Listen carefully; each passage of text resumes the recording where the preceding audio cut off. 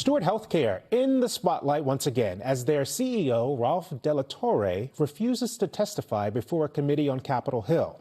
That move is bringing backlash from the Bay State's two senators, Ed Markey and Elizabeth Warren. NBC 10's Eli Rosenberg takes us through the political reaction after the CEO ducked that Senate hearing. Good evening, Eli. Good evening, Glenn. And those two U.S. senators from Massachusetts really not holding back today, calling for criminal and/or civil contempt charges to be filed against the head of Steward Health. This as they're also calling for new laws to be put in place to prevent something like this from happening again.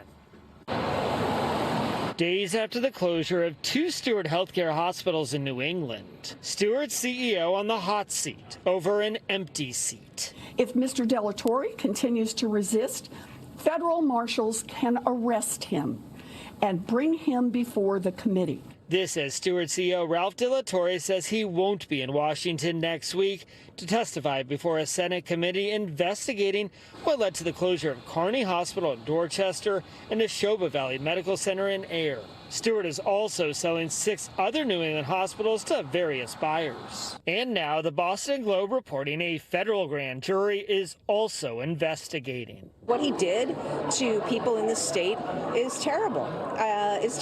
And, you know, sometimes the wheels of justice, they take a little while to work their way through. But I know they're on that path, and I'll continue to call for that. Steward's lawyers say De Torre can't testify due to a federal court order tied to Steward's bankruptcy filing. Something Senators Markey and Warren blasted Thursday, saying De Torre was also a no-show in April before the bankruptcy when this same Senate committee was investigating Steward. Ralph De Torre's excuses are as empty as his chair was at my April 3rd hearing. And speaking at a campaign event in Jamaica Plain this afternoon, Senator Warren saying current laws are just not enough to prevent this from happening again. There are some laws in place, but not nearly as strong as they ought to be. And that's where I want to change the law, and I've got action to do that, and I'm trying to build up some momentum to get it done.